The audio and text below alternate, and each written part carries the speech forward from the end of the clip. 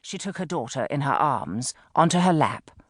Ah, that hot, smooth little body she remembered from its infancy, and still not gone from her, not quite yet, and said that the play was stupendous, and agreed instantly, murmuring into the tight whirl of the girl's ear, that this word could be quoted on the poster, which was to be on an easel in the entrance hall by the ticket booth.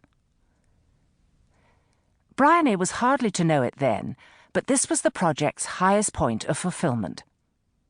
Nothing came near it for satisfaction. All else was dreams and frustration.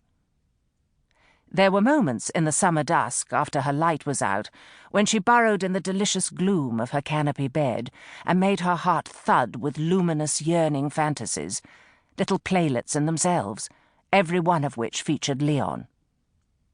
In one, his big, good-natured face buckled in grief as Arabella sank in loneliness and despair.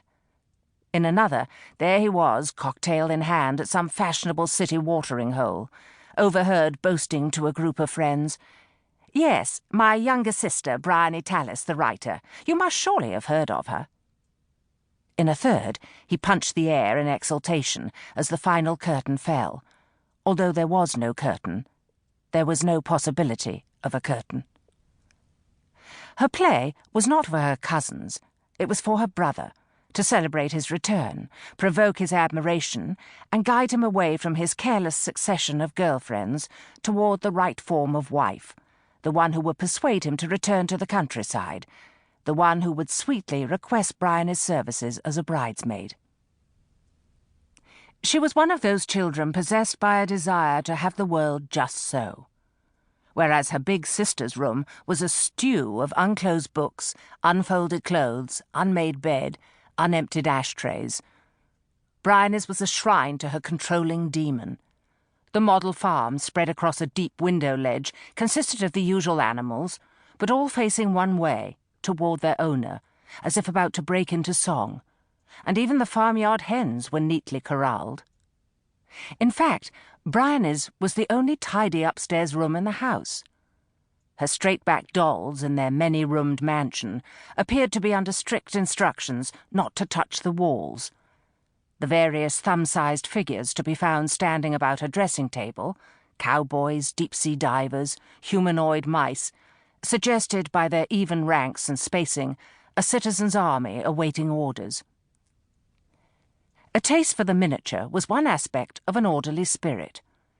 Another was a passion for secrets.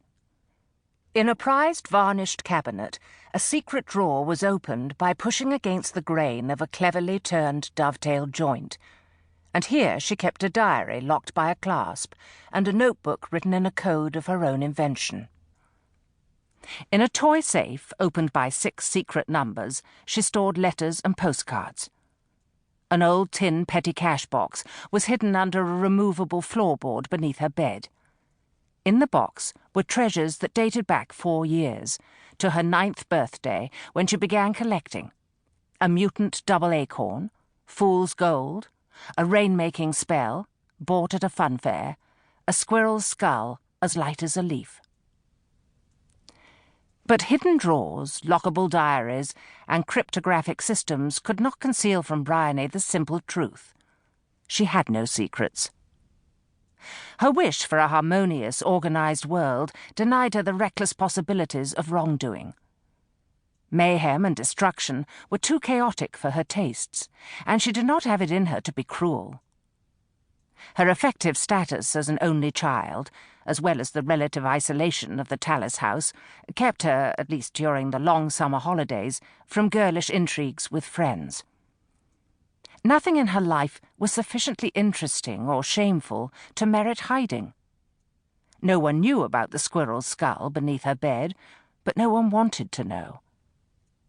None of this was particularly an affliction, or rather, it appeared so only in retrospect, once a solution had been found. At the age of 11, she wrote her first story. A foolish affair, imitative of 6 folk tales and lacking, she realized later, that vital knowingness about the ways of the world which compels a reader's respect. But this first clumsy attempt showed her that the imagination